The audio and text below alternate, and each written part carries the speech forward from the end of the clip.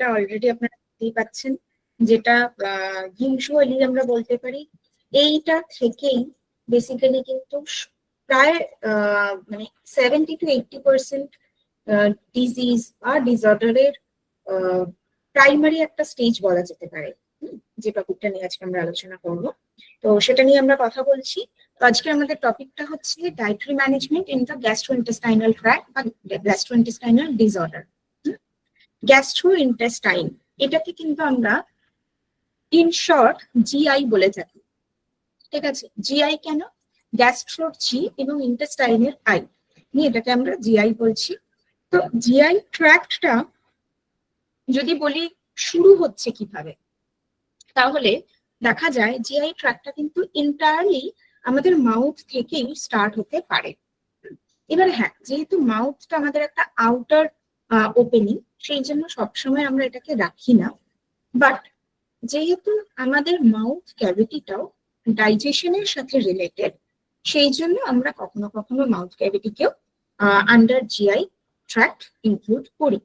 But exactly GI tract যেখান থেকে শুরু হয়, that is from the oesophagus, অর্থাৎ যে ফুড পাইপের মাধ্যমে বোলাসটা অর্থাৎ খাবারটা যখন আমাদের স্টামাকে পৌঁছচ্ছে, এই যে খাবারটা from oesophagus to colon, total একটা ফুড ভেঙে গিয়ে সেখান থেকে নিউট্রিয়েন্ট বেরিয়ে তারপরে সেটা অ্যাবজর্ব হয়ে সেটা কাজে লাগার পরে বেশ কিছুটা ওয়েস্ট জেনারেট হয়ে লার্জ ইন্টেস্টাইন দিয়ে সেটা বেরিয়ে গিয়ে, মানে লার্জ ইন্টেস্টাইনে সেটা স্টোর হয়ে দেন ওটা কোলনের মাধ্যমে যখন বেরিয়ে যাচ্ছে, রেকটামের মাধ্যমে যখন বেরিয়ে যাচ্ছে, এই টোটাল যে ফ্যাক্টরটা, টোটাল যে লাইনিংটা রয়েছে, একে আমরা বলে থাকি জিআই ট্র্যাক্ট বা গ্যাস্ট্রো ইন্টেস্টাইনাল ট্র্যাক্ট, ঠিক আছে? এই গ্যাস্ট্রো ইন্টেস্টাইনাল ট্র্যাক্টের মধ্যে মেজরলি ডাইজেশন প্রসেসটা শুরু হয় আমাদের স্টামাক থেকে। অলরেডি আমরা কার্বোহাইড্রেটের চ্যাপ্টার পড়ে এসেছি, কার্বোহাইড্রেট, প্রোটিন এবং ফ্যাট, এই তিনটে চ্যাপ্টারে আমরা এদের ডাইজেশন সম্পর্কে জেনেছি। তো আমরা দেখেছি যে স্টামাকেই কিন্তু অ্যাকচুয়ালি ফুড ব্রেকডাউন হচ্ছে, মানে যখন আমাদের মুখের মধ্যে খাবারটা থাকে তখন তো সেটাকে আমরা নর্মাল ফুড বা খাবার বা খাদ্য বলছি, সেটা যখন ইসোফেগাস দিয়ে আমার স্টামাকে এসে পৌঁছলো, স্টামাকে যে এইচসিএল রয়েছে, সেই এইচসিএলটা খাবারটাকে মিক্স করে কিন্তু একটা বোলাসে তৈরি করে ফেলছে। এবার এই যে অংশটা, যে কাইম যেটা তৈরি হলো, কাইম অর্থাৎ অ্যাসিডিক যে একটা মন্ড আমরা পেলাম। অ্যাসিডিক মন্ড বলতে অ্যাসিডটা কোথা থেকে এলো? এইচসিএল। এইচসিএল বোলাসের সঙ্গে মিক্স হয়ে যে কাইম তৈরি করলো, CHYME, কাইম। এই কাইমটা থেকে এবার কিন্তু আমাদের এন্টায়ার ডাইজেশন বলুন, অ্যাবজর্পশন বলুন, ইউটিলাইজেশন বলুন, সবকিছু শুরু হবে। তো সেই জন্য মেজরলি জিআই ট্র্যাক্টের মেন যে ক্লাস, মানে মেন যে আমরা ক্লাসিফিকেশনটা করব, সেইটা কিন্তু এই স্টামাক থেকে শুরু হবে। স্টামাক থেকে শুরু হওয়ার পরে আমাদের ইন্টেস্টাইন রয়েছে, এখানে কিন্তু ডাইরেক্টলি লিভারের কোনো রিলেশন নেই, কারণ এই জিআই ট্র্যাক্ট একটা যে পাইপ লাইন, এই পাইপ লাইনটা যেভাবে যেভাবে যাচ্ছে সেভাবেই ট্র্যাক্ট, এখানে লিভারের সাথে কিন্তু কি কানেক্টেড হয়, তাই লিভারটাকে আমরা এখানে রাখছি না। তো তারপরে আসছে আমাদের স্মল ইন্টেস্টাইন। এই স্মল ইন্টেস্টাইনের মধ্যে আবার রয়েছে এই তো এই স্মল ইন্টেস্টাইনটার মধ্যে আবার তিনটে পার্ট থাকে, যেটা স্টামাকের সাথে রিলেটেড যে পার্টটা, স্টামাকের সাথে যে পার্টটা এইখানের এই যে পোর্শনটা, আশা করি প্রত্যেকের কাছে ভিজিবল হচ্ছে। স্টামাকের এন্ড পয়েন্ট এবং স্মল ইন্টেস্টাইনের যে স্টার্টিং পয়েন্ট, যে ইয়েলো কালার দিয়ে মার্ক করা হয়েছে, এটাকে বলা হয় ডিওডিনাম। এখানে খাবারটা স্টামাক থেকে বেরিয়ে আমার ইন্টেস্টাইনের ভিতরে আসবে। তো এই ডিওডিনামে কিন্তু ইউজুয়ালি ডাইজেশন হয় না। ডিওডিনামের পরে এরপরে ফুডটা বা কাইমটা চলে আসবে এই ব্লু এরিয়াতে। এটাই হচ্ছে মেন ডাইজেশনের জায়গা। এই পোর্শনটাকে বলা হয় জেজিউনাম। আমরা একদম ফুড ট্রেন্ডস এর মানে এন্টারাল ফিডিং, প্যারেন্টারাল ফিডিং এর চ্যাপ্টারে পড়েছিলাম, জেজুনোস্টমি পড়েছিলাম। সেই জেজুনোস্টমি কিন্তু মানে এই জেজুনাম পোর্শনে যখন আমরা নিউট্রিয়েন্টটাকে ইনসার্ট করি, দ্যাট ইজ জেজুনোস্টমি। তো এই জেজুনামে অ্যাকচুয়ালি ফুড ডাইজেস্ট হচ্ছে এবং সেখান থেকে ও বডিতে অ্যাবজর্ব হবে। জেজুনামের পর মানে ফুড ডাইজেস্ট হয়ে যাওয়ার পর যে পোর্শনস গুলো বডিতে অ্যাবজর্ব হয়ে গেল, বাকি যা কিছু পড়ে রয়েছে, যেগুলো ডাইজেস্ট হয়নি সেটা, যেগুলো অ্যাবজর্ব হয়নি সেটা, এই পুরো মিক্সচারটা চলে আসে এই pink reason, which is Ilium. এই ইলিয়ামেও কিন্তু খুব একটা ডাইজেশন হয় না, খুব একটা না, রাদার হয়ই না ইলিয়াম ডাইজেশন। পুরো ডাইজেশনটা মেইনলি আমাদের এই জেজুনামের মধ্যে মেইনলি হয়। তো এই যে ইলিয়াম পোর্শনটা, এই ইলিয়াম পোর্শনটা again this is the entrance of your large intestine। তাহলে ইলিয়ামের এই পাইপ লাইনের মাধ্যমে লার্জ ইন্টেস্টাইনে এই যে ফুড বা ওয়েস্টটা জমা হয়। ঠিক আছে, এবার লার্জ ইন্টেস্টাইনেরও আবার তিনটে ভাগ থাকে। তিনটে ভাগে আমরা লার্জ ইন্টেস্টাইনকে ক্লাসিফাই করি। সেই তিনটে কি কি? এই যে এই পোর্শনটা হচ্ছে ইলিয়ামের সাথে কানেক্টেড। ঠিক আছে, এবার ইলিয়ামের সাথে কানেক্ট হওয়ার পরে যে অংশ দিয়ে ফুডটা পাস করছে, এই জায়গাটা দেখুন নিচ থেকে ওপরের দিকে ফুডটা যায়। যেহেতু এটা নিচের থেকে ওপরের দিকে যাচ্ছে, তাই একে বলা হয় অ্যাসেন্ডিং কোলন। লার্জ ইন্টেস্টাইনের আরেকটা নাম হচ্ছে কোলন। ঠিক আছে, অ্যাসেন্ডিং কথাটার মানে কি? নিচ থেকে ওপরে বা ছোট থেকে বড়, এইটাকে বলা হয় অ্যাসেন্ডিং অর্ডার। তো যখন ওয়েস্টটা যেহেতু নিচের দিক থেকে উপরের দিকে যায়, তাই একে বলা হয় অ্যাসেন্ডিং কোলন। ঠিক আছে, এবার আগেন ওয়েস্টটা এই সাইড থেকে একটা সাইড থেকে আরেকটা সাইডে যাচ্ছে, অর্থাৎ এর যে পজিশনটা এটা ট্রান্সফার হচ্ছে, তাই একে বলা হয় ট্রান্সভার্স কোলন। এবং তারপরে ওয়েস্টটা উপর থেকে নিচের দিকে নামে, তাই একে বলা হয় ডিসেন্ডিং কোলন। ডিসেন্ডিং কথাটার মানে, ডিসেন্ডিং অর্ডার কথাটার মানে হচ্ছে বড় থেকে ছোট, উপর থেকে নিচে, এগুলোকে বোঝায়। তাই ডিসেন্ডিং মানে ডিসেন্ডিং কোলন কেন বলছি? যেহেতু ওয়েস্ট উপর থেকে নিচের দিকে নামে। এরপরে সে আসে এই পোর্শনে সিগময়েড কোলনে, এবং তারপরে এই জায়গাটা হচ্ছে রেকটাম, যেখানে অ্যাকচুয়ালি আমাদের স্টুলটা জমা থাকছে। তারপর আমাদের অ্যানাসের মাধ্যমে এটা শরীর থেকে বেরিয়ে যাচ্ছে। এই পুরো ঘটনাটা জিআই সিস্টেমের মধ্যে পড়ছে। কিভাবে আসে? এই যে ওয়েস্টটা যেটা নিচের থেকে উপরের দিকে যাচ্ছে, আবার এক সাইড থেকে আর এক সাইডে আসছে, আবার উপর থেকে নিচের দিকে আসছে, এই যে পুরো প্রসিডিওরটা ঘটছে, এটা কিন্তু খুব স্মুথলি হয় না। কোলনটাকে একটা পেরিস্টলটিক মুভমেন্ট কোলনের দরকার হয়। কোলন কি হচ্ছে? বারবার কন্ট্রাক্ট হচ্ছে এবং রিল্যাক্সড হচ্ছে, কন্ট্রাক্ট হচ্ছে, রিল্যাক্স হচ্ছে, যার কারণে একটা জায়গার ওয়েস্ট যেই কন্ট্রাক্ট হলো ওই জায়গার ওয়েস্টটা উপরের দিকে উঠে গেল, সেই জায়গাটা রিল্যাক্স হয়ে গেল, আবার ওটা কন্ট্রাক্ট হলো, আবার ওয়েস্টটা উপরের দিকে উঠে গেল। এইভাবে এই পেরিস্টলটিক মুভমেন্টের মাধ্যমে এই যে কন্ট্রাকশন এবং রিল্যাক্সেশন এটা যে ঘটছে, একে বলা হয় পেরিস্টলটিক মুভমেন্ট। তো এই পেরিস্টলটিক মুভমেন্টের মাধ্যমে কিন্তু আমাদের যে ওয়েস্ট বা যে স্টুলটা সেটা শরীরের বাইরে বেরিয়ে যাচ্ছে। ঠিক আছে, এইটুকু বোঝা গেল? এটার মধ্যে কোনো প্রশ্ন কারো? No ma'am. Okay, very good. এবারে আসবো যে আমাদের বডি পিএইচ। কিছু বলছেন কেউ? আচ্ছা, এবারে যেটা নিয়ে কথা বলবো সেটা হচ্ছে আমাদের বডি পিএইচ। বডি পিএইচ বলতে আমরা কিন্তু এই জিআই সিস্টেমের পিএইচ এর কথাই বলি।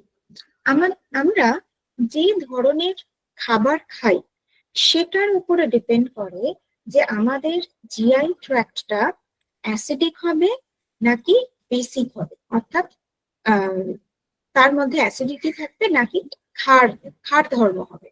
সেটা কিন্তু আমাদের খাবারের উপরেও অনেকটাই ডিপেন্ড করে। যেরকম আমরা যদি খাবারের মধ্যে বেশি পরিমাণে অ্যানিমাল ফুড রাখছি, অ্যানিমাল ফুডের মধ্যে মাছ, মাংস, ডিম, দুধ বা দুধ জাতীয় খাবার, এইগুলো যদি রাখছি, অ্যালকোহল রাখছি, এইগুলো আমার জিআই ট্র্যাক্টকে অ্যাসিডিক করে দেয়।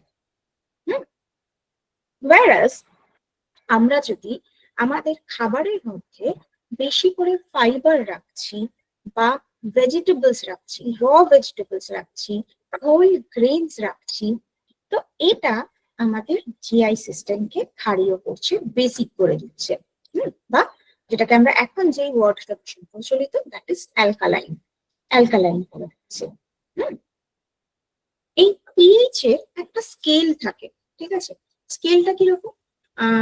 0 to 14 এর একটা স্কেল থাকে।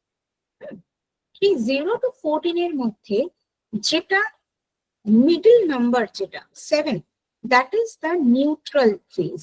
মানে কোনো খাবারের বা কোনো বস্তুর, মানে কোনো কেমিক্যালের বলতে পারি, কোনো খাবার বা কোনো কেমিক্যালের পিএইচ যদি দেখা যায় 7, তার মানে সেটা অ্যাসিডও নয়, ক্ষারীয় নয়, তার মধ্যে একটা সমতা বজায় রয়েছে, তার মধ্যে একটা ব্যালেন্স রয়েছে, দ্যাট ইজ প্রশম বা নিউট্রাল। সেইটা যদি 7 এর থেকে কম হতে থাকে, তার নাম্বারটা যদি 7 এর থেকে কম হয়, that is known as acidic. কোন খাবারের কত পিএইচ, এটা আমরা জাস্ট মানে গুগল করলেও জানতে পারি, যে কোনো মানে সেই ইনফরমেশনটা কিন্তু আমরা পাই। এবার যত নিচের দিকে নামবে, মানে 7 থেকে যত কমতে থাকবে, সেই খাবারের অ্যাসিডিক ভ্যালু, অ্যাসিডিক পিএইচ তত বেশি। মানে কোনো খাবারের অ্যাসিডিক, মানে কোনো খাবারের পিএইচ যদি আমি দেখি 3 এবং কোনো খাবারের পিএইচ যদি দেখি 6, ঠিক আছে, তাহলে কিন্তু এটা নয় যে 6 মানে বেশি, মানে তার পিএইচ, অ্যাসিডিক পিএইচটা বেশি, তা কিন্তু নয়।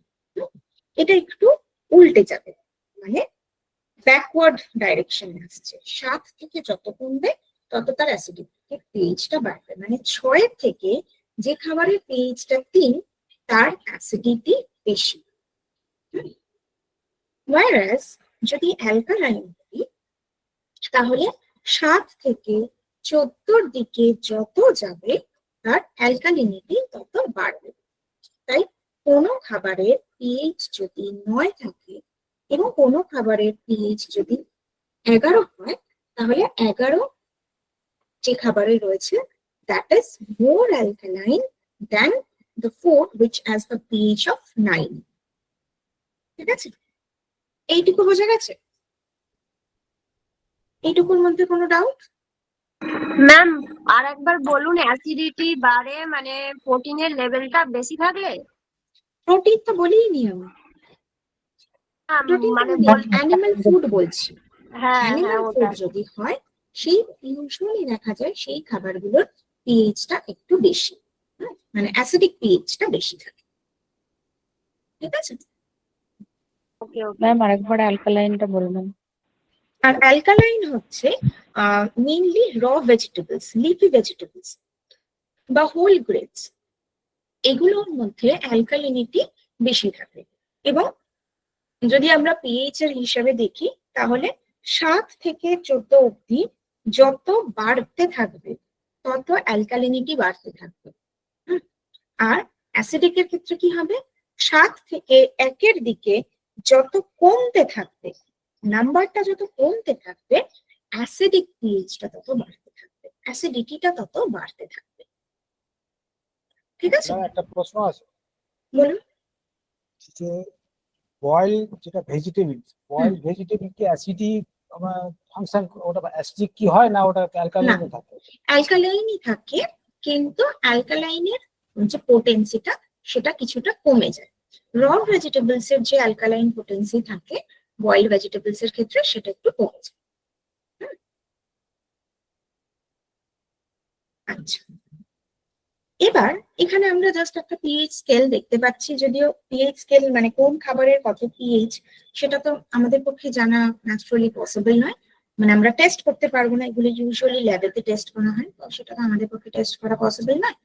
কিন্তু আমরা যদি ইনফরমেশন পাই যে এই খাবারের পিএইচ এত, এই খাবারের পিএইচ এত, তাহলে অ্যাটলিস্ট আমরা সেটা বুঝতে পারবো যে সেটা আমার বডিতে গিয়ে ঠিক কিরকম রিয়াক্ট করবে, এটা আমরা বোঝা যাবে আমাদের পক্ষে। এবার কেন এই পিএইচ এর কথাটা বলছি, কারণ এই পিএইচ এর ক্ষেত্রে মানে পিএইচ থেকেই আমাদের বডি অ্যালকালাইন হবে না অ্যাসিডিক হবে, এটার সাথে কিন্তু অনেক কিছু রিলেটেড থাকে, আমাদের ডাইজেশনটাও অনেকটা রিলেটেড থাকে। কি হয়, আমাদের স্টমাকটা তো এমনি অ্যাসিডিক, ঠিক আছে, এবার সেখানে যদি আমি আরো এমন কোনো ফুড দিচ্ছি যেটার পিএইচটা অ্যাসিডিক, হাইলি অ্যাসিডিক, সেক্ষেত্রে সেই খাবারগুলোর অ্যাসিড রিফ্লাক্সের চান্স বেশি হবে, মানে সেই খাবারগুলো খেয়ে আমাদের অ্যাসিডিটি, হার্ট বার্ন মানে বুক জ্বালা, গ্যাস, অম্বল এই সমস্যাগুলো বাড়বে, কারণ সেখানে অ্যাসিডিক পিএইচটা বেশি রয়েছে। এর সাথে সাথে দেখা যায় আমাদের লিভারের ক্ষেত্রেও অনেক সময় হয় যে যদি পিএইচটা অনেক বেশি বেড়ে যায় লিভার প্রপারলি কাজ করতে পারে না।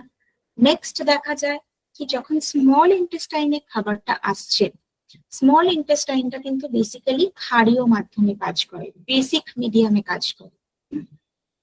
কোনো খাবারের অ্যাসিডিক পিএইচ যদি বেশি হয় তাহলে স্মল ইন্টেস্টাইনে এসে তার ক্ষারীয় হতে অনেকটা সময় লাগে, যার কারণে আমাদের ডাইজেশন হ্যাম্পার হতে পারে, এটা একটা ফ্যাক্টর। সেই জন্য এখন অ্যালকালাইন ওয়াটারের একটা ট্রেন্ড চালু হয়েছে আর কি, ঠিক আছে, অ্যালকালাইন ওয়াটার বা অ্যালকালাইন ফুড এরকম একটা ট্রেন্ড চালু হয়েছে।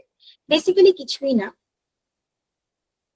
Alkaline water a kind of detox water, যেখানে আমরা বিভিন্ন ধরনের লিফি ভেজিটেবলস কে জলের মধ্যে রেখে তার অ্যালকালিনিটিটাকে বাড়াতে হেল্প করছি, বা আমাদের এবং আমরা যখন নিজেরা সেটা কনজিউম করছি আমাদের বডির যে অ্যাসিডিক পিএইচটা সেটাকে কিছুটা কম করতে হেল্প করছে। ওকে,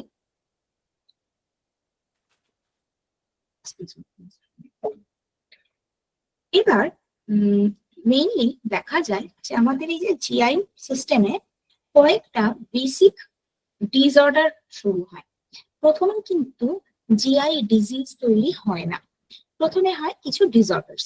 সেই ডিসঅর্ডার্স গুলো কিরকম, ভমিটিং হচ্ছে, নজিয়া হচ্ছে, ইনডাইজেশন হচ্ছে, bloating, constipation, gas, acidity, acid reflux হচ্ছে, মানে মুখ থেকে একটা বমি হচ্ছে না কিন্তু একটা জলীয় কিছু একটা মনে হচ্ছে ঢেকুরের সাথে সাথে উঠে আসছে, এরকম একটা তৈরি হয়। সেইটাকে যখন আমরা ডে বাই ডে ইগনোর করছি তখন সেখান থেকে আমাদের কিছু জিআই ডিজিজ ডেভেলপ করতে পারে। ম্যাম জিইআরডি বলবো, জিআরডি আমি পড়বো এখানে, মানে ওই প্রত্যেকটা ডিজিজ সম্পর্কে আমরা জানি। এবার আরেকটা জিনিস দেখা যায়, এই যে জিআই যে সিস্টেমটা এটা কিন্তু খুব সিম্পল কোনো সিস্টেম নয়, এটা একটা বেশ কমপ্লিকেটেড একটা ব্যাপার। মানে আমরা প্রথমে দেখলাম স্টামাকটা এরকম একটা কার্ভ রয়েছে স্টামাকে, স্টামাক থেকে যখন স্মল ইন্টেস্টাইনে রয়েছে সেখানে তো অসংখ্য কার্ভ রয়েছে, অনেকগুলো টার্নস রয়েছে।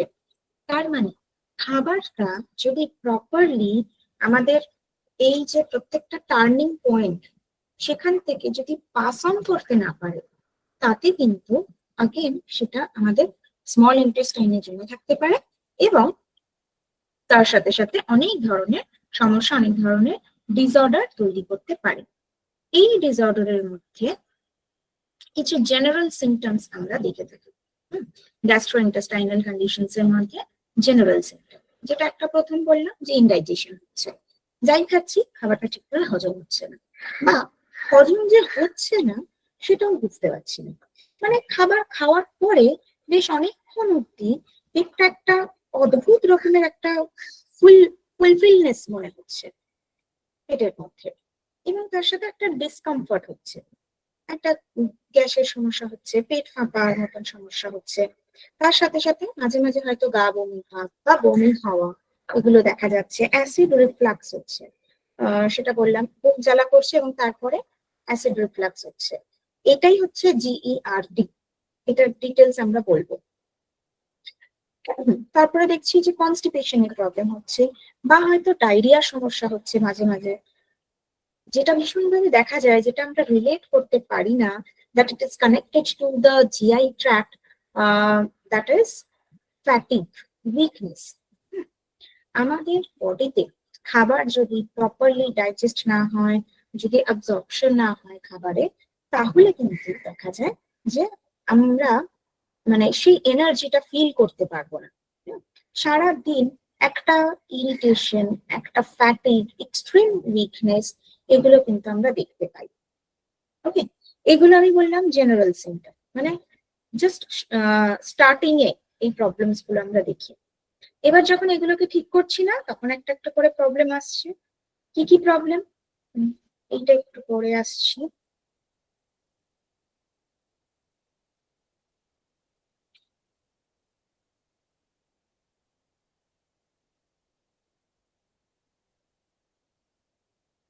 প্রবলেম কি কি আসছে, আসছে কনস্টিপেশন। কনস্টিপেশনের অনেকগুলো রিজন হয়, ঠিক আছে। ফার্স্ট রিজন কি বলবো, নোট ডাউন করি আমরা।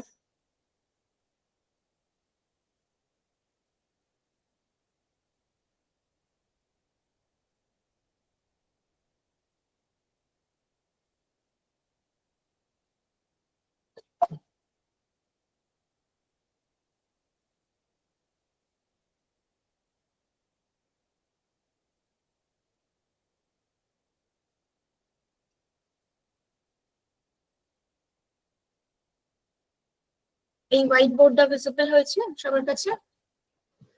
Yes, ma'am, visible. Yes, ma'am. ওকে, তাহলে এবারে দেখবো যে কনস্টিপেশনের জন্য কি কি কজেস থাকতে পারে। একটা তো হচ্ছে অবশ্যই লো ফাইবার, লো ফাইবার আমাদের ডায়েটের মধ্যে, ঠিক আছে। কতটা লো, কারোর ক্ষেত্রে 5 গ্রাম 10 গ্রাম, মানে মোটামুটি 20 গ্রামের কম যদি আমরা খাই এবং সেটা দীর্ঘদিন ধরে হতে থাকছে এবং তার সাথে প্রচন্ড ফ্যাটি ফুডস নিচ্ছি, তখন কিন্তু এই প্রবলেমস গুলো আমরা দেখতে পাই, ফ্যাটি ফুডস। নেক্সট কি হচ্ছে, নেক্সট হচ্ছে লো ওয়াটার ইনটেক, জল একদমই কম খাচ্ছি, সেটাতে হতে পারে। নেক্সট হচ্ছে লেস ফিজিক্যাল অ্যাক্টিভিটি, ভীষণভাবে এটা আমাদের GI সিস্টেমকে এফেক্ট করে। আমরা যত বেশি অ্যাক্টিভ থাকবো, মুভমেন্ট করব, তত কিন্তু আমাদের GI সিস্টেমের যে পেরিস্টালটিক মুভমেন্ট যেটা বললাম, সেটা প্রপার থাকবে, সেটা ব্যালেন্সে থাকবে। কিন্তু যদি আমরা ফিজিক্যাল অ্যাক্টিভিটি একদমই না করি, তাহলে কিন্তু এই পেরিস্টালটিক মুভমেন্ট গুলো কমতে থাকে, কারণ বডি জানে যে এর তো কোনো কাজ নেই, তাহলে আমার খুব একটা বেশি এক্সট্রা কাজ করে এক্সট্রা এফোর্ট দিয়ে লাভ নেই, সেই জন্য বডিও তার নিজের মতন করে রিল্যাক্স করতে থাকে। তো ফিজিক্যাল অ্যাক্টিভিটি যত কম হবে ততই সমস্যাটা দেখবো। তারপরে যে প্রবলেমটা দেখা যায়, which is very very common nowadays, that is stress, mental stress. Stress হতে পারে, হারিনেস হতে পারে, যে কোনো কারণে ভীষণ তাড়াহুড়ো রয়েছে, কোনো রকমে জাস্ট খেয়েই বেরিয়ে পড়তে হবে, বা হয়তো রাত্রেবেলা ঘুমোতে যাচ্ছি একটা টেনশন নিয়ে মাথায়, যে পরের দিন সকালবেলায় আমাকে এইটা উঠতে হবে, বা পরের দিন সকালবেলায় আমার এই কাজটা রয়েছে, এরকম কোনো কারণ। অথবা হতে পারে যে আগের দিন রাত্রিবেলা ঘুমোতে যাচ্ছি ভীষণ মন মরা হয়ে, হ্যাঁ, মন মরা হয়ে বা কোনো একটা চিন্তা করতে করতে ঘুমোচ্ছি, বা খুব কষ্ট পেয়েছি, সেই নিয়েই আমার ঘুমটা হলো, এরকম একটা ব্যাপার। তো তাতেও কিন্তু কনস্টিপেশনের প্রবলেম আসতে পারে, নেক্সট ডেতে বাউল মুভমেন্ট ক্লিয়ার হয় না। তার সাথে দেখা যায় স্লিপলেসনেস,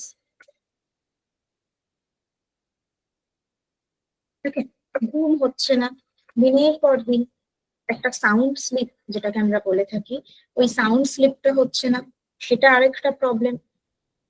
তো এইগুলো মেজরলি কিন্তু আমরা কনস্টিপেশনের রুট কজ হিসেবে ধরতে পারি। ঠিক আছে, এবার যখন কারোর কনস্টিপেশন অলরেডি হয়ে গেছে, তাহলে সেটাকে আমরা কিভাবে প্রিভেন্ট করা যায়?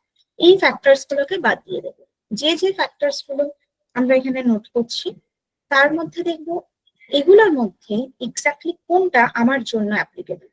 ধরুন আমার কনস্টিপেশনের প্রবলেম নেই, ঠিক আছে, আমার রেগুলার বাউল ক্লিয়ার হচ্ছে, কিন্তু তাও যদি আমি দেখি এই কয়েকটা ফ্যাক্টরের মধ্যে কোনো একটা ফ্যাক্টর আমার বডিতে আছে, আমার ডেইলি রুটিনের সাথে কানেক্টেড, তাহলে আমাকে ধরতে হবে যে আমার কিন্তু রেগুলার বেসিসে যে পরিমাণ বাউল ক্লিয়ারেন্স দরকার সেটা হচ্ছে না, ফার্স্ট থিং।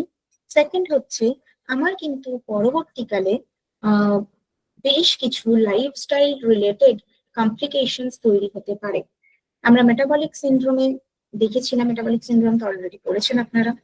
মেটাবলিক সিনড্রোমেও আমরা দেখেছি যে প্রচুর লাইফস্টাইল ডিসঅর্ডার রয়েছে, সেটা ডায়াবেটিস থেকে শুরু করে হার্টের problem, liver problem, kidney problem সব রয়েছে। তো এই ধরনের সমস্যাগুলো কিন্তু আমার ধীরে ধীরে তৈরি হতে পারে যদি এইগুলোর মধ্যে কোনো একটা ফ্যাক্টর আমার মধ্যে থাকে। ঠিক আছে, এইটুকু বোঝা গেল? হ্যাঁ ম্যাম। গুড। আচ্ছা, তাহলে কনস্টিপেশনের ক্ষেত্রে মেইনলি আমরা যেটা দেখলাম যে প্যারিস্টালটিক মুভমেন্টটা ক্লিয়ার হচ্ছে না, সেই জন্য হচ্ছে। কখনো কখনো দেখা যায় that constipated problem can lead to piles as well. Piles এর ক্ষেত্রে আরো সমস্যা, সেখানে স্টুল এতটাই হার্ড হয়ে গেছে, constipation means the hard স্টুল, dry and hard স্টুল।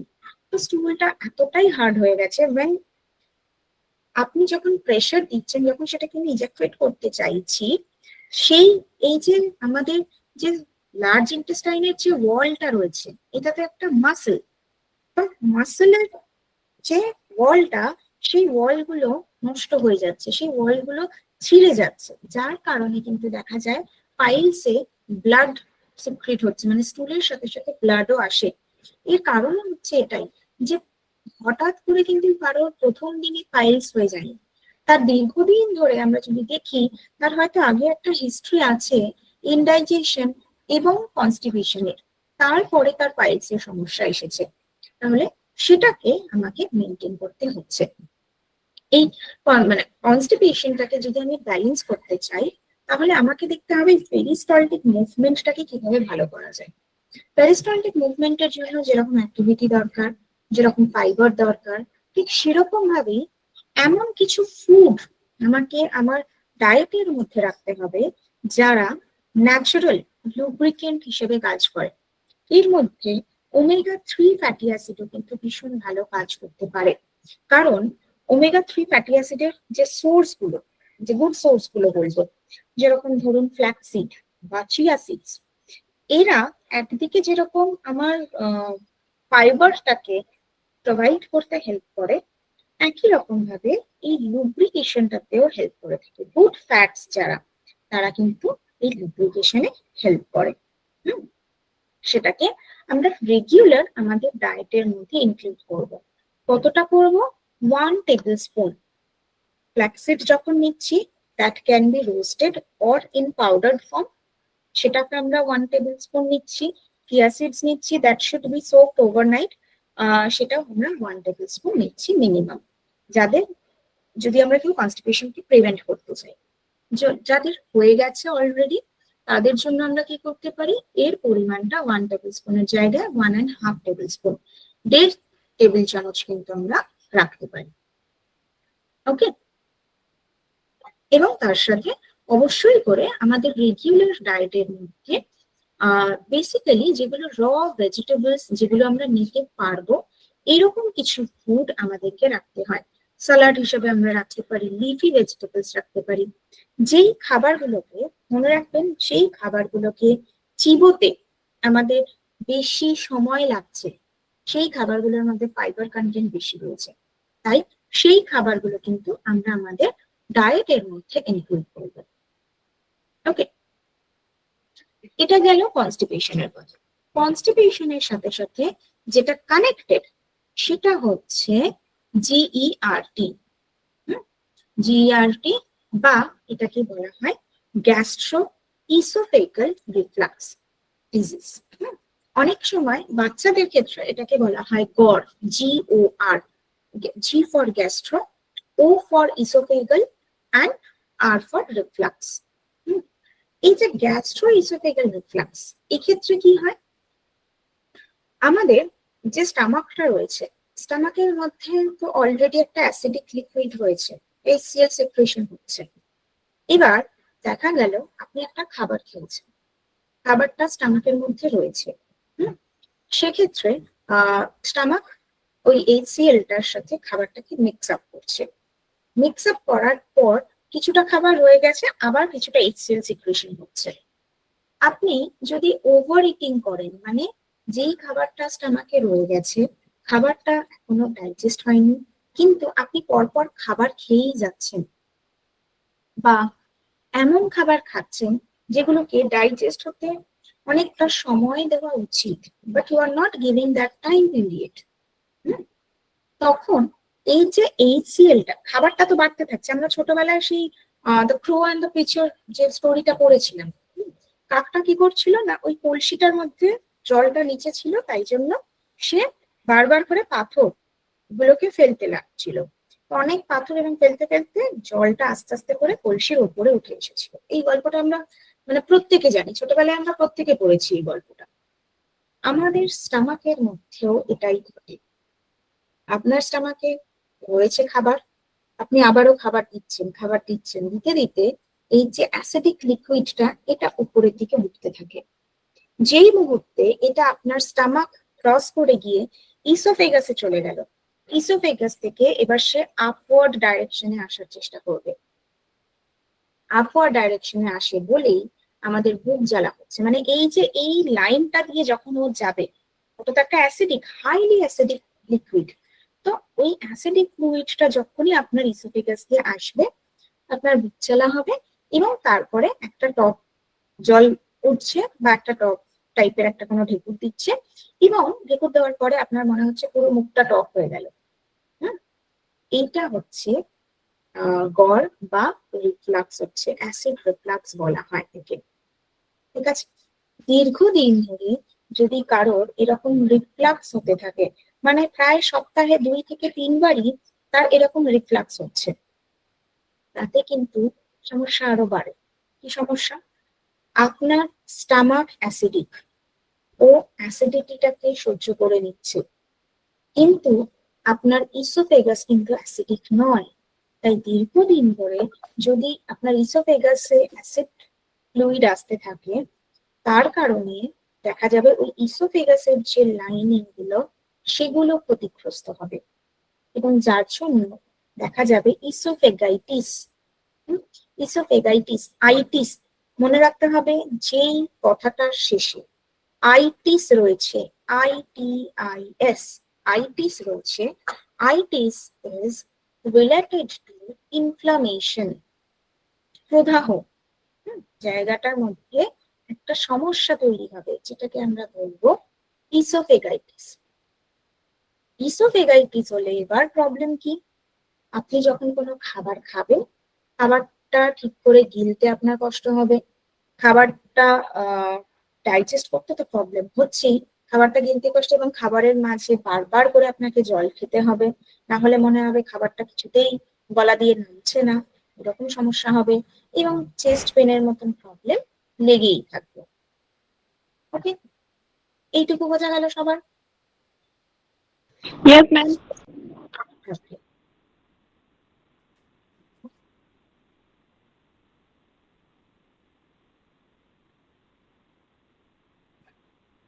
Next problem যেটা দেখতে পারি সেটা হচ্ছে ডায়রিয়া। ডায়রিয়া কি?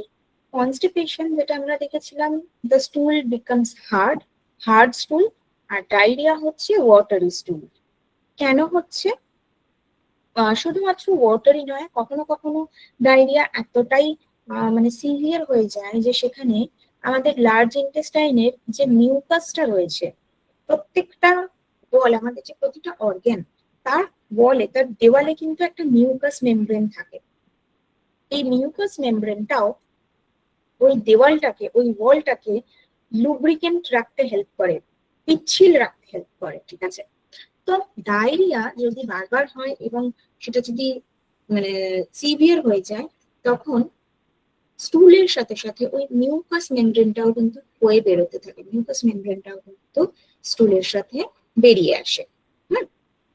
এবং ডায়রিয়ার কারণ যদি আমরা বলি, তাহলে ডায়রিয়ার কারণও কিন্তু ফার্স্ট হচ্ছে ইনফেকশন।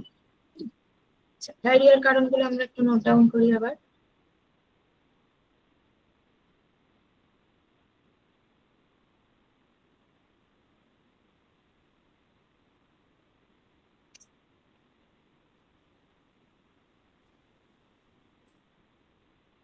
ফার্স্ট হচ্ছে ইনফেকশন। কোনো খাবারে ইনফেকশন হয়েছে, ফুডবর্ন ডিজিজ যেটাকে বলা হয়, হ্যাঁ, সেটার কারণে আমার বডিতে খাবারটা ডাইজেস্ট হলো না, তার জন্য হতে পারে। নেক্সট হচ্ছে ইনডাইজেশন। ইনডাইজেশন কি কি কারণে হতে পারে? ইনটলারেন্স রয়েছে কোনো খাবারে, কোনো খাবার ইনটলারেন্স রয়েছে, যেরকম ল্যাকটোজ ইনটলারেন্স যদি আমার থাকে, অথবা কোনো খাবারে আমার অ্যালার্জি রয়েছে, আমি না জেনে সেটা খেয়ে ফেলেছি, তখন বডি খাবারটাকে ডাইজেস্ট করতে পারে না। ডাইজেস্ট করতে পারে না বলে ওই খাবারটা শরীর থেকে বের করে দিতে চায়, এবং যখন বেরিয়ে যায় তখন আমাদের ওই একটা ট্রাবল দিতে থাকে। ইনডাইজেশনের ক্ষেত্রে কি হয় না, ইনডাইজেশন মানে কি, খাবারটা ডাইজেস্ট হয়নি। এবার দীর্ঘদিন ধরে যদি আমার খাবার হজম হচ্ছে না, দীর্ঘদিন ধরে সেটা আমার স্টমাকের ভেতরে, আমার স্মল ইন্টেস্টাইনের মধ্যে ফরমেন্ট হচ্ছে, সেটা পচতে থাকছে, বেসিক্যালি ফরমেন্ট হতে হতে সে কিছু ব্যাড ব্যাকটেরিয়া তৈরি করলো। এই ব্যাড ব্যাকটেরিয়া গুলো তখন কি করে, স্টুলটাকে তো বের করছি, তার সাথে সাথে ওই মিউকাসটাকেও নিয়ে বের করিয়ে দেয়, সেটার একটা সমস্যা হচ্ছে। তারপরে হচ্ছে কেউ যদি হাই ফাইবার নিচ্ছে, হাই ফাইবার যেটা ইউজুয়ালি দেখা যায় না, কিন্তু হাই ফাইবার নিয়ে ফেললো। হাই ফাইবার মানে সারাদিনে সে শুধুমাত্র র ভেজিটেবল নিচ্ছে, সারাদিনে সে প্রচুর মানে পেটটাই ভরাচ্ছে শুধুমাত্র শাক জাতীয় খাবার খেয়ে, আর কিচ্ছু খাচ্ছে না। তার মানে কি, তার নিউট্রিয়েন্ট অ্যাবজর্পশনটা হচ্ছে না, তার ফলেও কিন্তু সমস্যা দেখা যাচ্ছে। এই একটা প্রবলেম আমরা দেখতে পাই ডায়রিয়ার ক্ষেত্রে। আর কি কি প্রবলেম দেখা যায়, যেরকম এক্ষেত্রেও ডায়রিয়ার ক্ষেত্রেও দেখা যায় মেন্টাল স্ট্রেস। মেন্টাল স্ট্রেসের কারণে যেরকম কনস্টিপেশন হয়, সেরকম ডায়রিয়াও হতে পারে। তবে কনস্টিপেশনটা হয় usually chronic stress. Chronic stress মানে আমি দীর্ঘদিন ধরে কোনো একটা বিষয় নিয়ে আপসেট রয়েছি, তখন আমার কনস্টিপেশনের প্রবলেম দেখা যায়। আর কোনো একটা ইনস্ট্যান্ট কিছু হলো, তখন অনেকের ক্ষেত্রে ডায়রিয়ার মতন প্রবলেম হয়। মানে কোনো কারণে আমি ভয় পেয়ে গেছি বা কোনো কারণে প্রচন্ড টেনশন করে ফেলছি, ঠিক এই মুহূর্তের জন্য আমি প্রচন্ড টেনশন করছি, তখনও কিন্তু এরকম ডায়রিয়ার প্রবলেমটা দেখা যায়। ঠিক আছে, এই কয়েকটা ফ্যাক্টরস আমরা দেখতে পাই ডায়রিয়ার ক্ষেত্রে। এবার ডায়রিয়ার ক্ষেত্রে যেটা আরো একটা জিনিস দেখা যায়, সেটা হচ্ছে ডায়রিয়া মানে যখন কারোর হয়েছে ধরুন ডায়রিয়া, তখন আমাদের একটা খুব ভুল ধারণা রয়েছে যে তাকে বোধহয় নর্মাল খাবার খাওয়ালে, ঠিক আছে তেল জাতীয় খাবার তো খাওয়াবো না, কিন্তু একদম কিছু না খাইয়েও তাকে রাখা যাবে না, কিছু না কিছু তাকে খাওয়াতেই হবে। এবং সেই জায়গা থেকে আমরা মোস্টলি সিম্পল কার্বোহাইড্রেট রিচ যে ফুড গুলো, সেগুলোর উপরে বেশি ফোকাস করি, কিন্তু মুড়ি বা ভাত এইগুলোর উপরে বেশি ফোকাস করি। বাট এটা আমাকে মনে রাখতে হবে, ডায়রিয়া হয়েছে মানে তার বডি ডাইজেস্ট করতে পারেনি বলেই সে সেটাকে বের করে দিচ্ছে শরীর থেকে। তার উপরে আমি যদি বডিকে আরো প্রেশার দিতে থাকি, তখন তো বডির উপরে ডাইজেশনের আরো প্রেশার আসবে, তখন কিন্তু আমার ডায়রিয়ার প্রবলেমস গুলো কমবে না।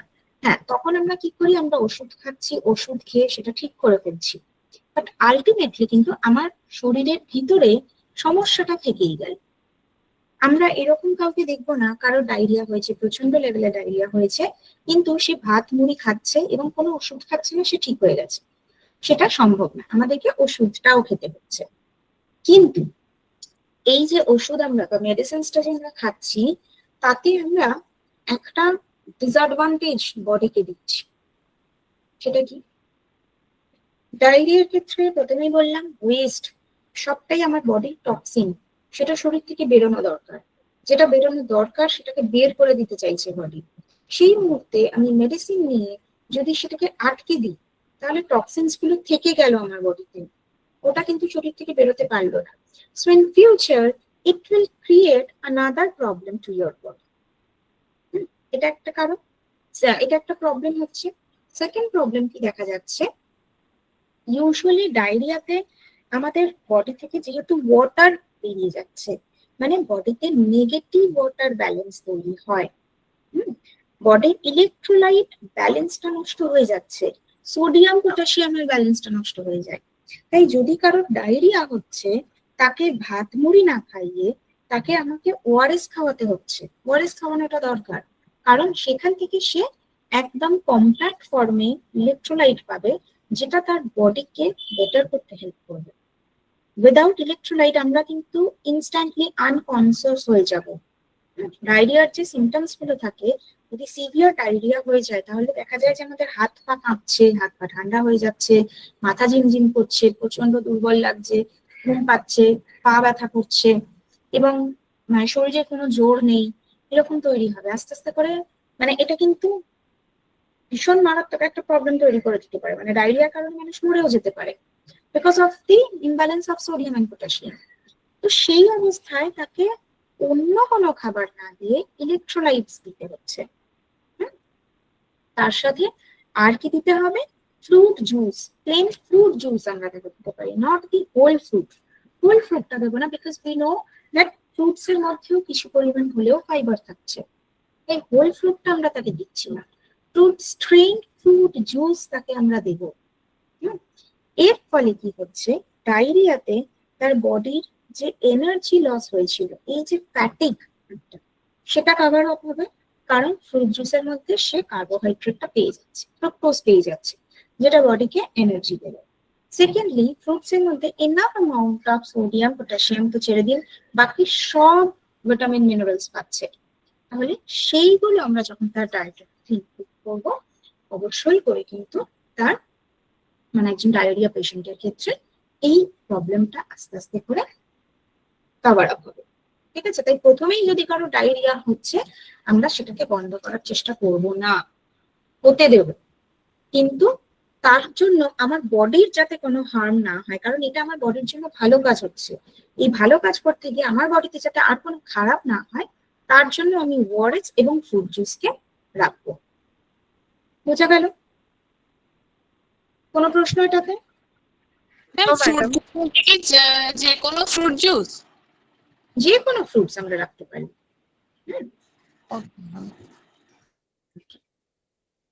ডায়েটটা তো আমরা দেখেই নিলাম মোটামুটি ডায়রিয়ার মধ্যে। আচ্ছা, আরেকটা জিনিস যেটা ডায়রিয়ার ক্ষেত্রে খুব ইম্পর্টেন্ট, শুধুমাত্র ফ্রুট জুস না, আমরা ডালের জল মানে সেটা আমরা কিন্তু রাখতে পারি, কিন্তু ডালটাকে রাখবো না, বিকজ কি হয়, সেটা যদি পলিশড ডাল হয়, তাহলেও কিন্তু এটা আমার বডিতে গিয়ে ফরমেন্ট হতে পারে। সেই জন্য ডাল রাখবো না, ডালের জল রাখতে পারি।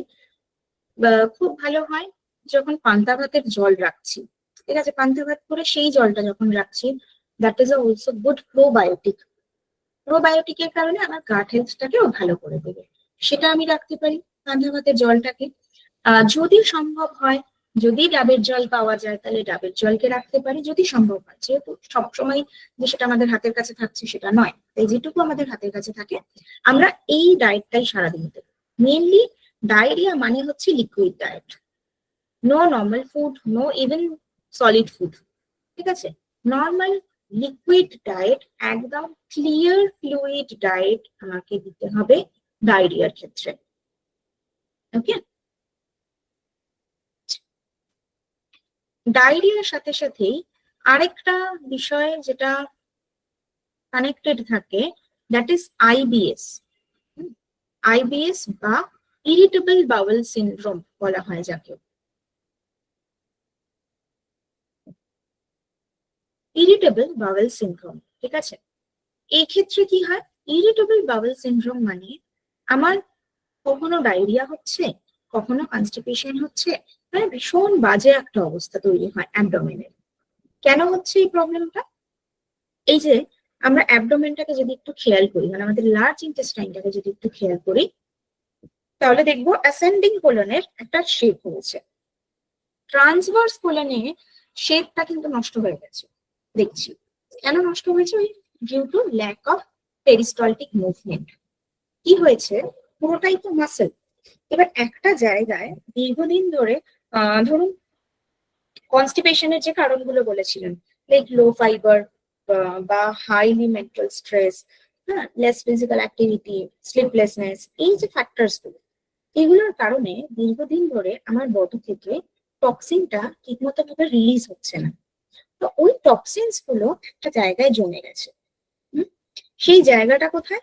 সেই জায়গাটায় যেখানটা জমেছে সেটা হচ্ছে এই জায়গাটা। তাই এই জায়গাটা একটু ফুলে গেছে।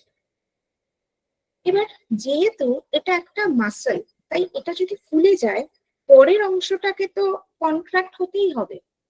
একটা জায়গা ফুললে আরেকটা জায়গা কন্ট্রাক্ট হবে, এটাই তো আমরা করি, এটাই তো আমরা জানি। কন্ট্রাকশন, রিল্যাক্সেশন, তাই হচ্ছে। কিন্তু এই রিল্যাক্সেশনটা যত বেশি হতে থাকবে, পাশের জায়গাটা তো তত বেশি কন্ট্রাক্টেড হতে থাকবে। যেহেতু পেরিস্টলটিক মুভমেন্টটা প্রপার নেই, তাই কন্ট্রাকশন এবং রিল্যাক্সেশনটাও প্রপার হচ্ছে না। কোথাও এক্সেসিভ রিল্যাক্স হয়ে যাচ্ছে, কোথাও এক্সেসিভ কন্ট্রাকশন হচ্ছে, যার কারণে টক্সিনস গুলো ওখানে জমে যায়। এবার জমে যাচ্ছে, দীর্ঘদিন ধরে সেখানে জমছে, তার থেকে আমাদের ইনডাইজেশন হচ্ছে, তার থেকে একটা ব্লোটিং এর সমস্যা হচ্ছে, মাঝে মাঝে পেটে ব্যথা করছে, একটা মোচড় দেওয়ার মতন সেরকম একটা ব্যথা হচ্ছে, মাঝে মাঝে কনস্টিপেশনের প্রবলেম হচ্ছে, ডায়রিয়া হচ্ছে।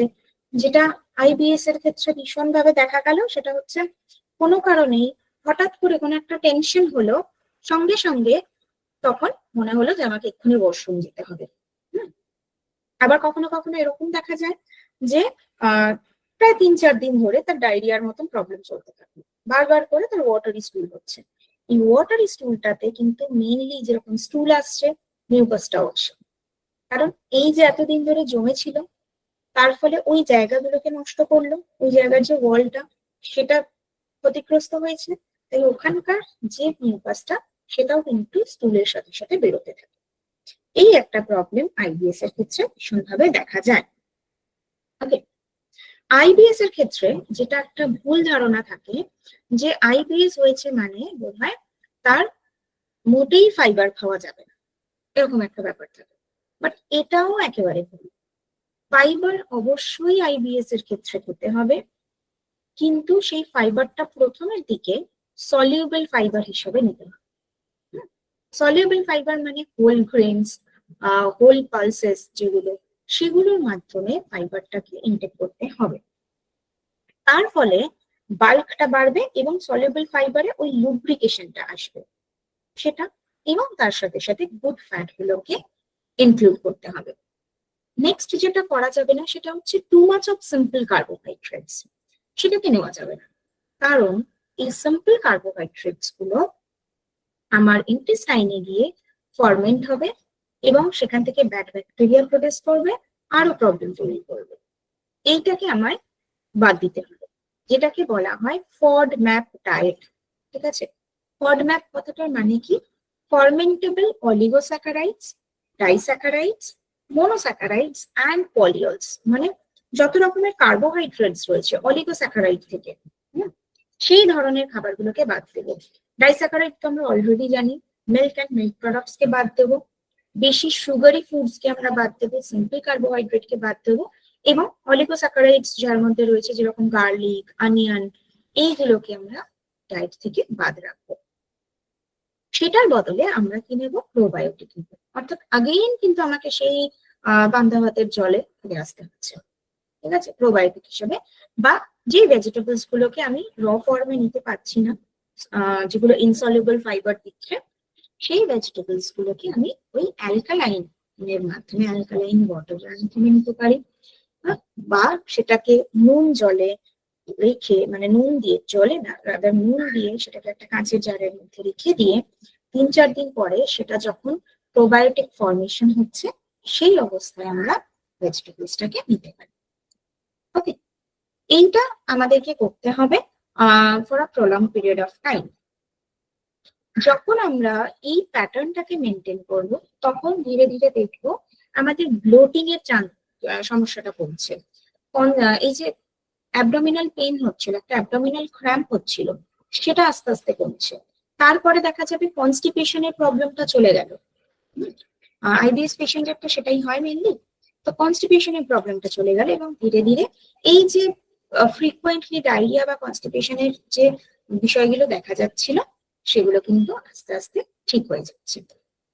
এবং এক্ষেত্রেও দেখা যায় যে যারা স্মোক করছেন বা অ্যালকোহল কনজিউম করছে, তাদের আরো বেশি বেড়ে যায় সমস্যাগুলো।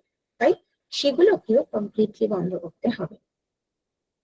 ওকে, এইটুকু বোঝা গেল? হ্যালো ম্যাম, বলো। আমি বলছিলাম কি যে ওই পান্তা ভাতের জলটা যেটা বললেন, ওইটাতে কি সবজি ইনটেক করে খাওয়ার কথা বললেন, না রান্না করে না না খাওয়ার না, কথা? পান্তা ভাতের জল আলাদা, পান্তা ভাতের জল সম্পূর্ণ আলাদা ভাবে খাবো। আর সবজিটা হচ্ছে আলাদা করে। ধরুন কিছু সবজি যেরকম বিট হয়, গাজর হয়, শসা হয়, তারপরে বাঁধাকপি, এইগুলোকে জাস্ট নুনের মধ্যে দিয়ে রাখা, ঠিক আছে? বাঁধাকপিটাকে নুন দিয়ে একটা কাঁচের জারের মধ্যে রেখে দিচ্ছেন 2-3 দিন ধরে, তো ওটা রোদের মধ্যে রেখে দিতে হবে। সেটা যখন ফার্মেন্ট হয়ে যাচ্ছে, ফার্মেন্টেড ফুড গুলোকে আমাদের নিতে হবে। বা এই গাজর, বিট, শসা, এগুলোকেও ধরুন একটা কাঁচের জারের মধ্যে জল নিয়ে তার মধ্যে আপনি নুন দিচ্ছেন একটু, আপনি অল্প একটু সর্ষে গুঁড়ো, সর্ষে পাউডার যদি দিতে পারেন ভালো হয়, সেটা দিয়ে ওই রোদের মধ্যে রেখে দিন 3-4 দিন। তারপরে দেখবেন জলটা একটু টক টক মতো হয়ে গেছে। তো they are the very good sources of probiotic. তো ওইগুলোকে আমরা ইনটেক করতে পারি। Okay, okay madam. আচ্ছা, এরপরে এই আইবিএস আরো একটা কারণে হতে পারে অনেকের। সেটা হচ্ছে কারোর যদি কোনো ফুড ইনটলারেন্স থাকে, তখনও কিন্তু অনেকের আইবিএস এর প্রবলেমটা বেড়ে যায়। যেরকম তার মধ্যে একটা হচ্ছে এই ল্যাকটোজ ইনটলারেন্স। ল্যাকটোজ ইনটলারেন্সে কি হয়, আমরা কার্বোহাইড্রেটের চ্যাপ্টার যখন পড়েছিলাম, আমরা দেখেছিলাম যে lactose sugar, which is known as milk sugar, এই ল্যাকটোজ সুগারকে ডাইজেস্ট করতে হেল্প করে ল্যাকটেজ বলে যে এনজাইমটা রয়েছে। কারোর বডিতে যদি ল্যাকটেজ এনজাইম না থাকে, তাহলে ল্যাকটোজ ভেঙে গিয়ে গ্লুকোজ আর গ্যালাক্টোজে তৈরি হলো না। তার মানে কি, ওই ল্যাকটোজটা পুরোটাই আপনার লার্জ ইন্টেস্টাইনে চলে গেল। এবার ওখানে বসে রয়েছে প্রচুর ব্যাড ব্যাকটেরিয়া, তারা লার্জ ইন্টেস্টাইনে ওই ল্যাকটোজের সাথে রিঅ্যাক্ট করবে, সেটাকে ফার্মেন্ট করবে, ফার্মেন্ট করে গ্যাস, অ্যাসিডিটি, ব্লোটিং এইসব তৈরি করবে। তাতে করে আইবিএস এর প্রবলেম আরো বেড়ে যায় আমাদের। তো সেইটা আমাকে কমপ্লিটলি রেস্ট্রিক্ট করতে হবে। এবং কারোর যদি গ্লুটেন অ্যালার্জি থাকে, ঠিক আছে, গ্লুটেন অ্যালার্জি মানে যেটাকে আমরা বলি গম জাতীয় খাবার, যদি কারোর মানে গম জাতীয় খাবারে যদি কারোর অ্যালার্জি থাকে, তাহলে সেই ধরনের খাবারগুলোকেও আমাকে অ্যাভয়েড করতে হচ্ছে। যাদের গ্লুটেন অ্যালার্জি থাকে, সেই ডিজিজটাকে বলা হয় সিলিয়াক ডিজিজ, যেখানে ভিলাইয়ের মধ্যে, যে ভিলাই থেকে অ্যাকচুয়ালি নিউট্রিয়েন্ট গুলো অ্যাবজর্ব হচ্ছিল, সেই ভিলাইয়ের মধ্যে ওই টক্সিনস গুলো জমতে থাকে, যেগুলো ডাইজেস্ট হলো না, তারা জমতে থাকছে, দিনের পর দিন সেখানে জমছে, অ্যাবজর্ব হচ্ছে না। জমতে জমতে সেখানে একটা ব্যাড ব্যাকটেরিয়া তৈরি করলো, ফার্মেন্টেড হয়ে ব্যাড ব্যাকটেরিয়া তৈরি করলো, ভিলাইগুলোকে ইমপ্ল্যান্ট করে দিল, যে কারণে দেখা যায় আগেন আমাদের আইবিএস এর প্রবলেম বেড়ে গেল, আমাদের প্রচন্ড অ্যাবডোমিনাল পেন হচ্ছে, ব্লোটিং হচ্ছে, কখনো কখনো নজিয়া, ভমিটিং এবং স্কিন র্যাশ, ফিভারের মতন প্রবলেম কিন্তু চলে আসে। তাহলে সেইগুলোকেও আমি আমার ডেইলি রুটিন থেকে বাদ দেব। ওকে, বোঝা গেল এইটুকু? এটার মধ্যে কোনো প্রশ্ন? আচ্ছা, বেশ। ম্যাম বলছি তাহলে আইবিএস কি পুরোপুরি সারানো যায়? আইবিএস কে পুরোপুরি আমরা সারিয়ে তুলতে পারি, কিন্তু তার একটা ওই যে বললাম একটা প্রলংড ডায়েটরি প্যাটার্নের মাধ্যমে আমরা আইবিএস কে ঠিক করে তুলতে পারবো। কিন্তু সেটা ইনস্ট্যান্ট নয়, সেটা টাইম টেকিং অবশ্যই। কারণ আইবিএস এর ক্ষেত্রে যেটা বললাম যে এক্সট্রিম রিল্যাক্সড হয়ে গেছে, কোথাও এক্সট্রিম কন্ট্রাকশন হয়ে গেছে, তো সেই জায়গাটাকে যদি আমাকে রিজুভিনেট মানে রিভাইভ করতে হয়, তাহলে দীর্ঘদিন ধরে আমার খাওয়ার প্যাটার্নটাকে ঠিক করতে হয়। খাওয়ার প্যাটার্নটা যখন আমি ঠিক করছি, আস্তে আস্তে করে আইবিএসটাও কিন্তু কন্ট্রোলে চলে আসে। ঠিক আছে? আর তাহলে কি দই নেওয়া যায় আইবিএস এ? হ্যাঁ, দই নেওয়া যায় যদি ল্যাকটোজ ইনটলারেন্স না থাকে, তাহলে দই নেওয়া যায়, কিন্তু সেই দইটা হতে হবে অবশ্যই করে ডাবল টোন্ড মিল্ক থেকে তৈরি, মানে লো ফ্যাট মিল্কের তৈরি দই হতে হবে, যেটাকে আমরা ইয়োগার্ট বলে থাকি অনেক সময়। হুম, যদি কেউ ইয়োগার্ট নিতে পারে, মানে একদম প্রসেসড ইয়োগার্ট যেটা হয়, সেটা যদি কেউ নিতে পারে, দ্যাট ইজ অলসো ওকে। আর যদি কেউ দই নিচ্ছে, মানে ঘরে পাতা টক দই লো ফ্যাট মিল্ক থেকে যদি কেউ ঘরে পাতা দই নিচ্ছে, তাহলে সেটাকে আরো একটু পাতলা করে নিতে পারে, মানে ঘোল টাইপের বানিয়ে আর কি, সেইভাবে নেওয়া যেতে পারে। ঠিক আছে? আচ্ছা, আর কোনো প্রশ্ন এটা? বলছি ম্যাম তাহলে দই যদি দুধ যদি সহ্য না হয়, মানে কেউ যদি বাদাম দুধ বা মানে হ্যাঁ, কাঠবাদামের খেতেই দুধ পারে। বা তার যদি নারকেলের বাদামে কোনো দুধ, অ্যালার্জি না থাকে, সয়াবিনে যদি কোনো অ্যালার্জি না থাকে, তাহলে তারা বাদাম মিল্ক বা সোয়া মিল্ক এইগুলো নিতে পারে। তার জন্য আলাদা করে বাজার থেকে গিয়ে কেনার কোনো প্রয়োজন নেই, বাড়িতেই সেটা বানানো যাবে। সয়াবিনের যে দানাগুলো হচ্ছে, বা বাদাম আমরা পিনাট মানে নর্মাল চীনা বাদামের করতে পারি বা আমন্ডের করতে পারি, যেটার ইচ্ছা। কি করতে হবে, সারা রাত সেটাকে আমরা ভিজিয়ে রাখবো, তাহলে আমাদের গ্রাইন্ড করতে ইজি হবে। তাহলে সারা রাত নর্মাল জলে ভিজিয়ে রাখলাম, এবারে আমরা মিক্সারের মধ্যে গ্রাইন্ড করে নিলাম, ওটাকে ভালো করে একদম মিহি পেস্ট করে নিলাম, নিয়ে এবার সেটাকে ছেঁকে নিলাম। ছেঁকে নিলেই ওই দুধটা আমরা পেয়ে গেলাম। That is the plant based milk. এটার জন্য বাইরে থেকে কিনতে হবে না। আমরা একদম বুঝতে পারবো যে কতটা পিওর ফর্মে আমরা পাচ্ছি, তো পিওর ফর্মে আমরা বাড়িতেই সেটা বানিয়ে নিতে পারি। ওকে? আর ম্যাম বলছি ফাইবারের ক্ষেত্রে, ফাইবার যদি কেউ চিবিয়ে খেতে না পারে, সেই ক্ষেত্রে যদি পিষে খায়, তাহলে কি একই গুণাগুণ পাবে? একই হবে, হ্যাঁ, শুধু ছেঁকে ফেলে দেওয়া যাবে। আচ্ছা, ঠিক আছে। আর কোনো প্রশ্ন এটা? বেশ, তাহলে Ma'am, মোটামুটি আমরা বাদাম বা সয়াবিনের যে দুধ ওটা হলো, ওটাকে কি দই করে খাওয়ালে উপকার দই না করা দুধ যায়, হিসাবে? দই করা যায়।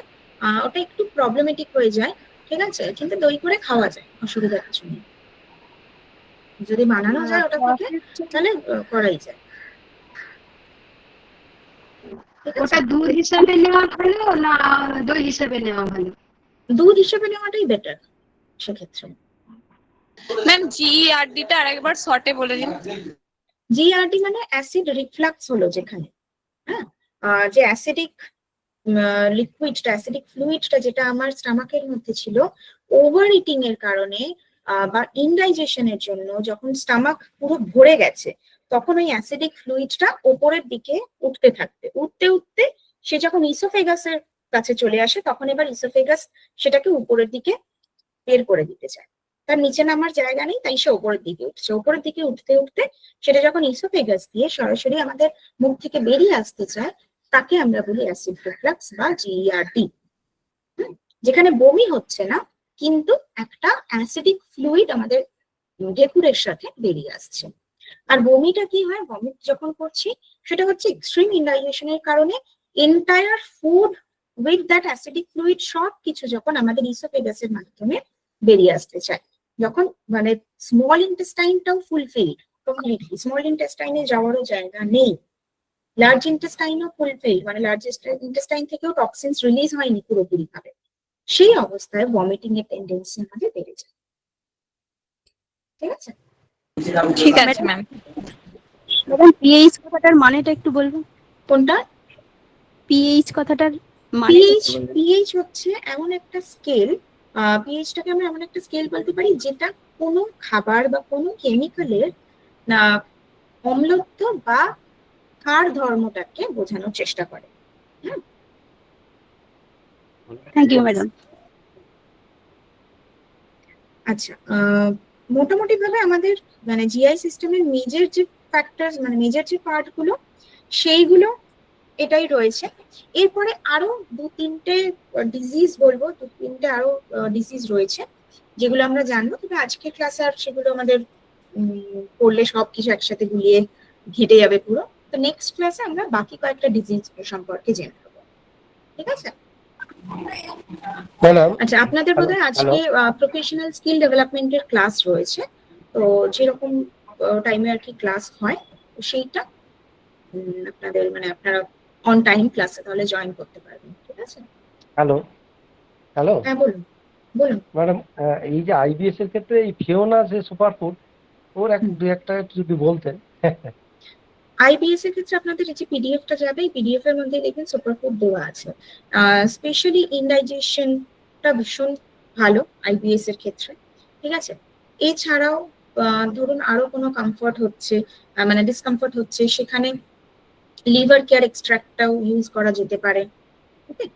এগুলো কিন্তু ইউজ করা যেতে পারে আইবিএস এর ক্ষেত্রে, বা মানে ইনডাইজেশন বলুন বা ওই যেটা ডাইজেস্টিভ ক্যাপসুল রয়েছে সেইগুলো, অমৃতা বা লিভার কেয়ার এক্সট্রাক্ট এইগুলো ইউজ করা যেতে পারে, যেগুলো আমাদের বেসিক্যালি লিভার হেলথ, আমাদের ইন্টেস্টাইনাল হেলথটাকে ভালো রাখতে সাহায্য করবে।